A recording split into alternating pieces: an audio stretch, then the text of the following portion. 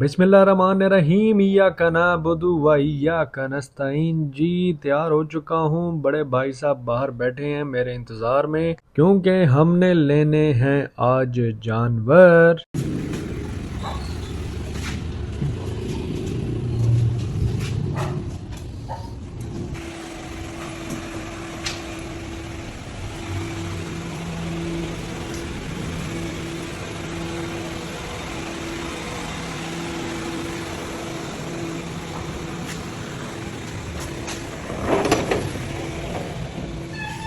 भाई और मैं निकल रहे हैं जी मुल्तान मंडी जानवरों वाली।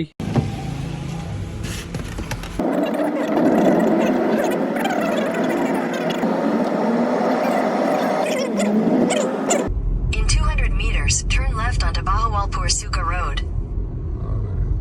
2 किलोमीटर। हम पहुंच गए हैं जी जानवर वाली मंडी में, जो लोकेटेड है बहावलपुर बाईपास के करीब।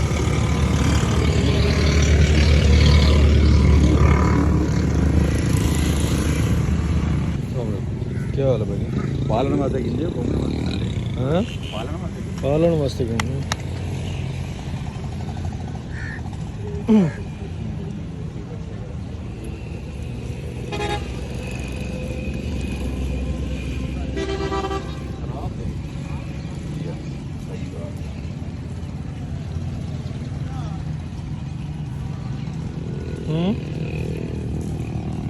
क्या है रेट शेट? रेट मुख्तलिफ रेट है भाई, पसंद करो हर चीज़ अपना रेट।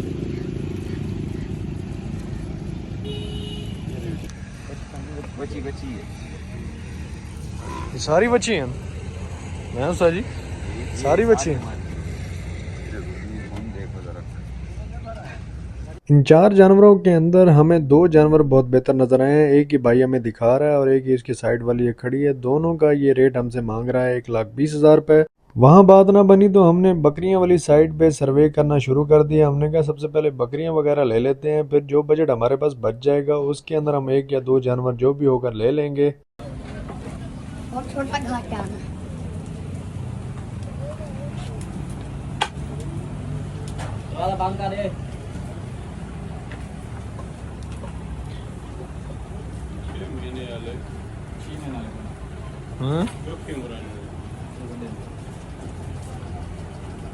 पूछते ही पूछते जी हम मेन मंडी वाले गेट पे आ चुके हैं।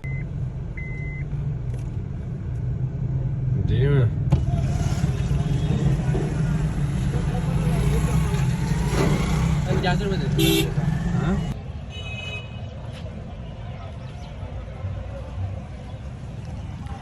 अक्टूबर आ गया लेकिन अभी तक गर्मी स्टिल वैसी की वैसी है। पता नहीं मौसम कब चेंज होगा।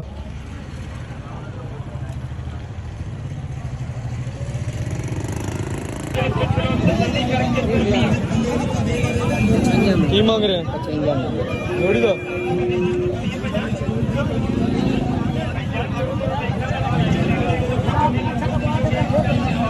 फाइनली काफी बहस करने के बाद एक भाई के साथ हमारा सौदा बन गया है 5 बकरियां और 2 बकरों का। जेड़े कैश नो कैश ले जा भाई साकू जरा सहूलत थी वैसी क्यों साकू कढावण दा मसला बन गया। बैंक दा दौर है, फ्री एटीएम इन पे।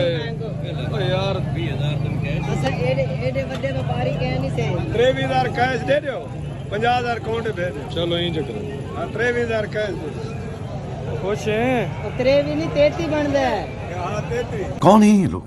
वो तेरे भी तेरा काम करूंगे। एक बंदे से 2 जानवर लिए हैं और एक बंदे से 5 जानवर लिए हैं, यानी कि 4 बकरियां 1 बकरा, 1 बकरा 1 बकरी।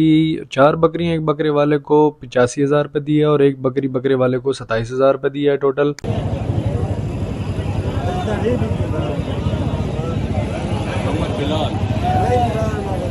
कितना? 37,000 ये 37। ये जी मंडी में पास मिलते हैं, जो कि जानवर की एक फीस होती है। एंट्री फीस उन्होंने दे दी है, आउटडोर फीस हम देंगे। जैसे ही जानवरों को बाहर लेके जाएंगे उसकी कुछ फीस होगी वो हमें देनी पड़ेगी। 100 रुपये इन्होंने टोकन की फीस दे दी है। 2 बकरे 5 बकरियां हैं। ओ वेखे वेखे बड़ी बुजुर्ग अंकल जी बैठे थे तो उनसे मैंने बकरियों के लिए जी रस्सियाँ ले ली हैं। 2 बकरियों की थी पड़ी, 5 की नहीं थी तो 5 हमने रस्सियाँ ले ली हैं। अंकल जी ने बताया कि एक 50 की है और एक 30 की है। मैंने कहा जो मुनासिब लगे हमें दे दें।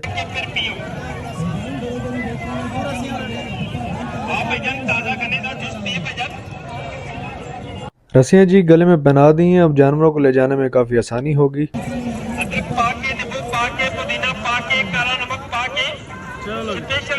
मेहरबानी भाई साहब,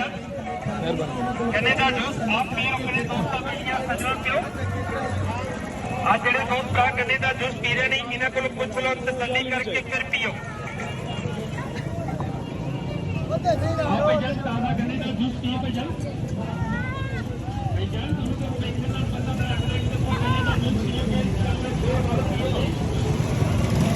एक अदर टिकटॉकर लोडर रिक्शे वाला हमने हायर कर लिया है।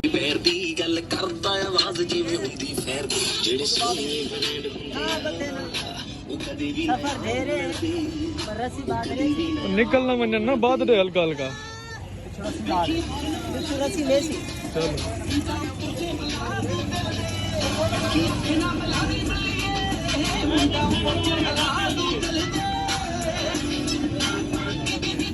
चाले रस्सी होनी ना, बाजू का भोगू आना, बाजू का डैप होना।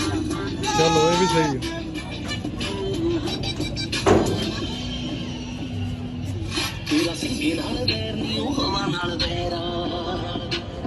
माशाल्लाह से छोटे जानवर ले लिए हैं, अब एक बड़ा जानवर लेना है। ठीक है जी, मेहरबानी मेहरबानी।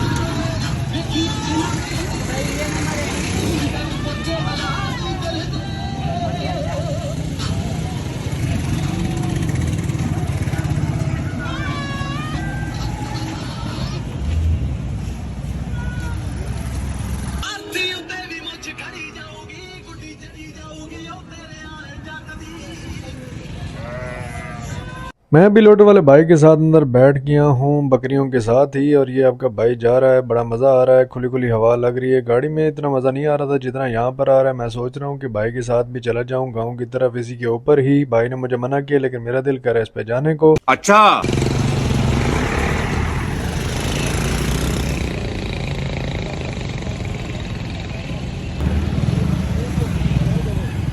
मोड़ ला।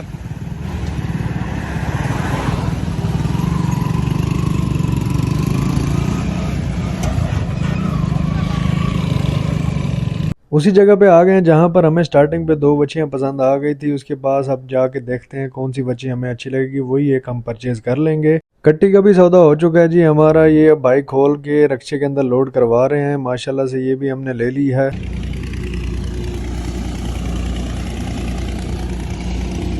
जान दे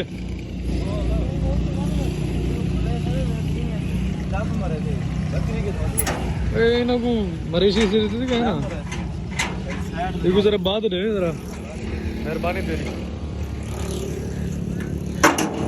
रस्सी खोल दे, दोबारा बदनी नहीं तू, रस्सी खोल दे सारी।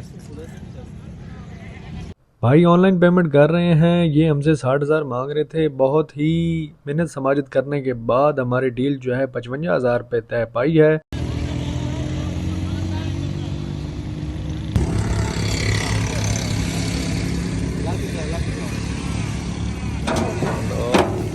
चीटा तंबू दे दे ना लगा है अंदर तो तले यानी ये घास वगैरह। चलो रस्ते देख रस्ते जी तो आ बस।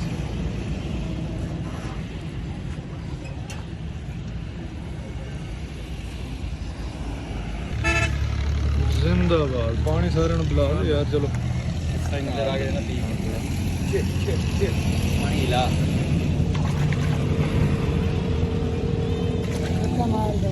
छट्टा मार दे सारे ना।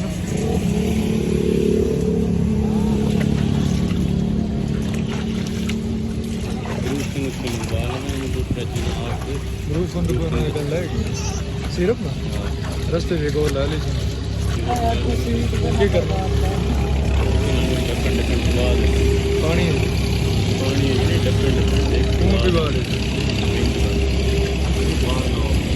बस ठीक है। मेहरबानी भाईजान।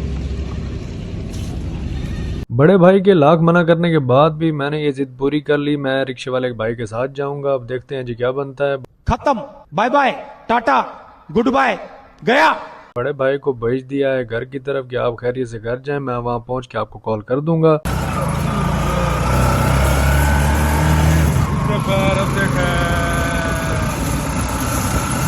ताजी पेट्रोल खत्म थी गए, इतना कोई है क्या ना पेट्रोल दे दे तो निजाम है सामने मोबाइल कील के वनू करो स्टार्ट उस्ताद जी, खुदा दा खौफ करो, इतने कोई क्या नहीं एजेंसी वाला। दिक्कत उक्का लगा के जी पेट्रोल पंप पे पहुंच गए हैं। मैंने उस्ताद जी को कहा कि पेट्रोल वापस डलवा लो, ये ना हो कि रास्ते में आपकी फिर मोटरसाइकिल जो है टेंट फिश हो जाए।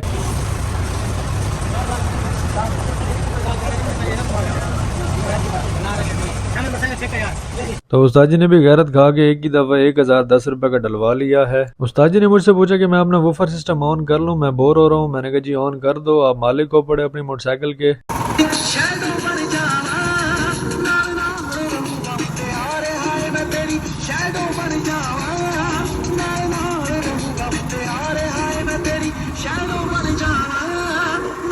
बकरियों और कट्टी के लिए जी हमने ब्रूफन के सिरप जो है वो 2 अदद ले लिए हैं।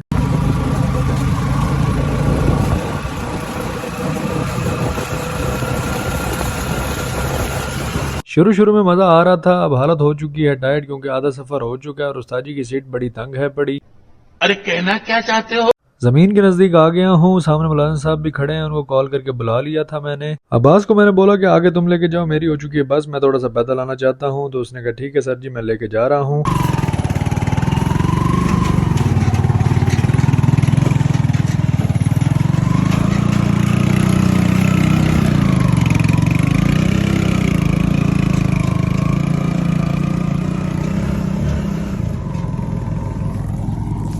लोडर से उतरते ही मैं वॉक करने लग गया, कुछ बेहतरी फील हुई और सर के ऊपर मैंने पटका भी डाल दिया है। लोडर वाला भाई तकरीबन जमीन के करीब पहुंच चुका है और ये मैं मारों की जमीन के अंदर से शॉर्टकट मारता हुआ जा रहा हूं।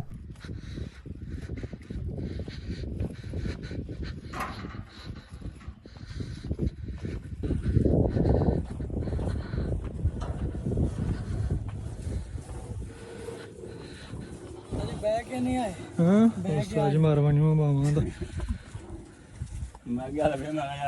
माशाल्लाह से जी बकरियां और कट्टी अपने नए घर की शुरुआत में आ चुकी हैं और आते ही उन्होंने पिशियां पोटियां करनी शुरू कर दी हैं।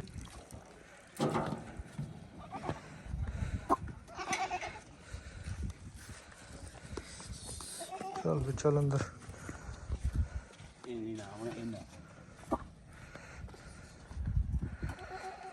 जैसे ही मैं लोडर में बैठा था मैंने अब्बास को फ़ोन कर दिया था कि नाश्ता बना दो 2 बंदों का। उसने बना के हमें पेश कर दिया है। उस्ताद जी को मैंने कहा छिक के रखो काम को, मैं भी साथ के साथ खाता जा रहा हूँ।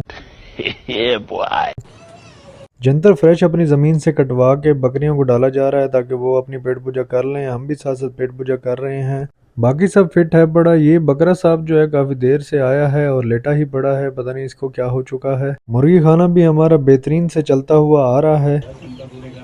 बकरियां मजे से जंतर मंतर खा रही हैं।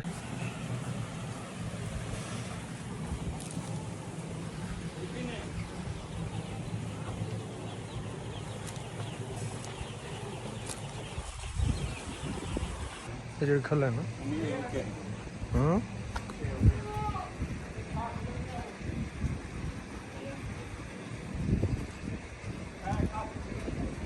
मैंने अब्बास को बोला कि इन बकरियों का वजन भी चेक कर लो कि कितना वजन है इनका।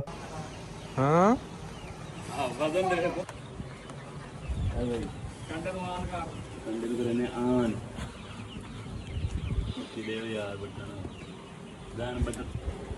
हो गया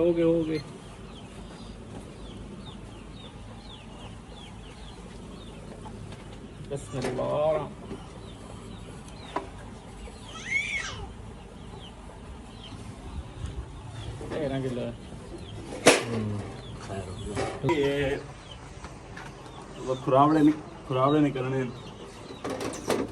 ओ बस वो बैठे ही थे ना राम तले पैर लाई भाई मुकम्मल रखना तो पता लग गया मुकम्मल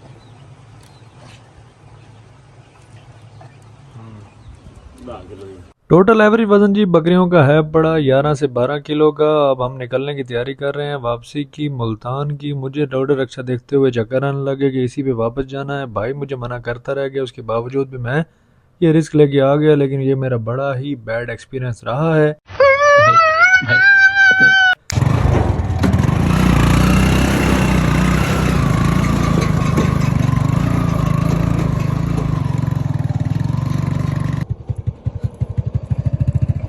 चलो हाँ?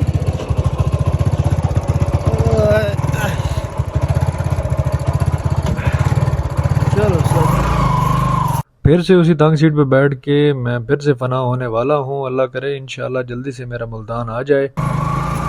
प्यास लगी तो रास्ते में मैंने उस्ताद जी को कहा जी रोको कहीं पे बोतल पी लेते हैं। उस्ताद जी और मैंने बोतल खोल ली। उस्ताद जी ने स्प्राइट और मैंने कोक।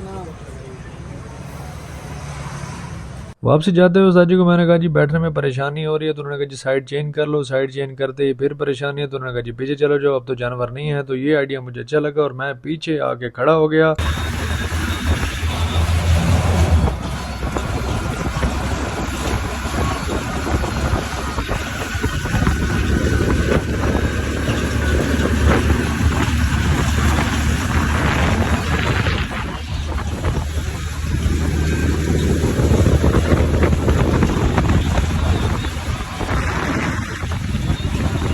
पीछे आने से मुझे काफ़ी सारे बेनिफिट नज़र आ गए। मैं बैठ भी सकता हूँ इजीली और खड़ा भी हो सकता हूँ और थकावट भी मुझे 0% शो हो रही है।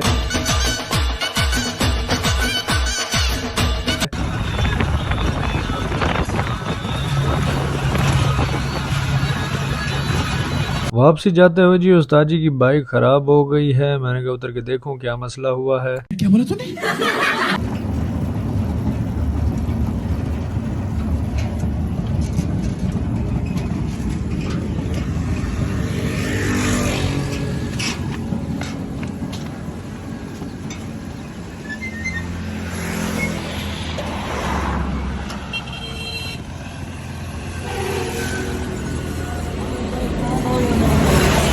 तो नज़र ये है कि उस्ताद जी का जो पेट्रोल वाला पाइप है वो खुल चुका है और पेट्रोल लीक हो गया है थोड़ा सा।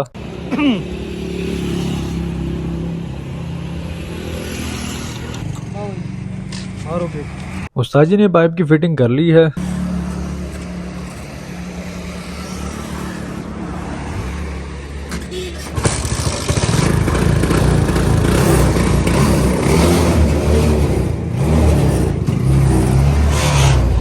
चलो जी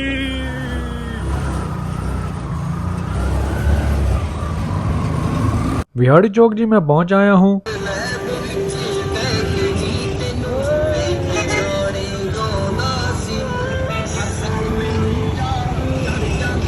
या अल्लाह,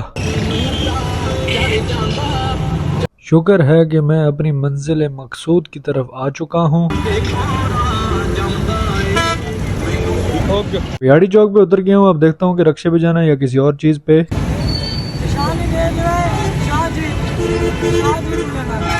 उस्ताद जी से नंबर हो चुके हैं एक्सचेंज। उस्ताद जी ने कहा नेक्स्ट टाइम भी आप मुझे लेके जाइएगा। मैंने कहा ज़रूर, जितनी मुझे आज तकलीफ हुई है नेक्स्ट टाइम भी आपको ले जाऊंगा। देखा आपने लापरवाही का नतीजा है। मैंने सोचा रिक्शे से जाने से बेहतर है वीडा की ठंडी ठार बस पे चलते हैं जिसमें एसी भी लगा होता है। तो मेरा सफ़र वीडा की तरफ बढ़ चुका है।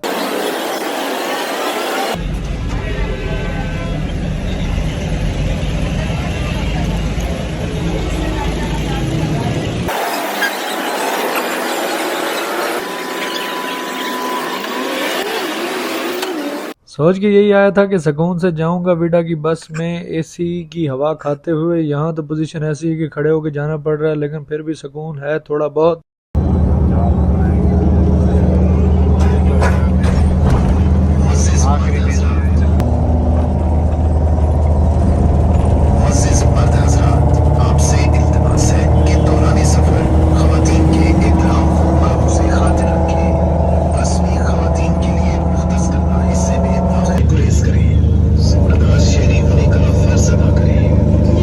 Take care of your belongings.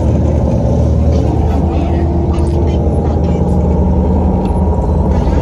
9 number चुंगी के स्टेशन आ गया है।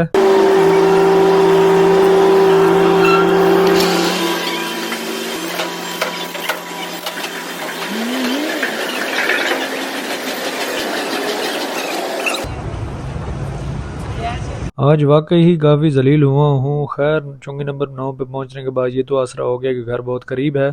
9 नंबर से तकरीबन 1 किलोमीटर का सफ़र है, तो मैंने कहा क्यों ना पैदल चल लिया जाए, थोड़ी सी सेहत बन जाएगी हमारी। वैसे सुबह से सेहत बनाते बनाते मेरी तबीयत जो है अब डाउन हो चुकी है काफ़ी।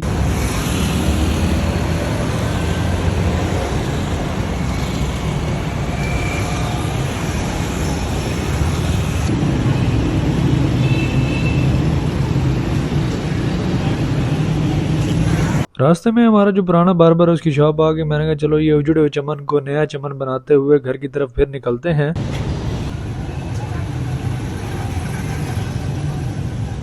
पसीने से शराबूर होने की वजह से जो हमारे उस्ताद जी बार्बर हैं बड़े, उन्होंने कहा जी मैं आपकी कटिंग नहीं करता, मेरा शागिर्द कर देता है, मैं बिजी हूँ। जनता माफ नहीं करेगी।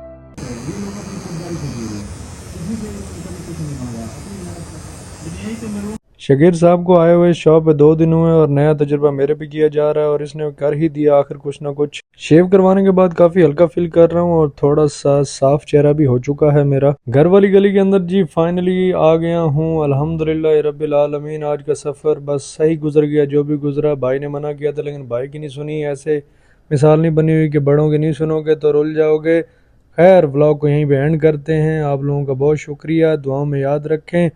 अल्लाह हाफिज़ो नासे।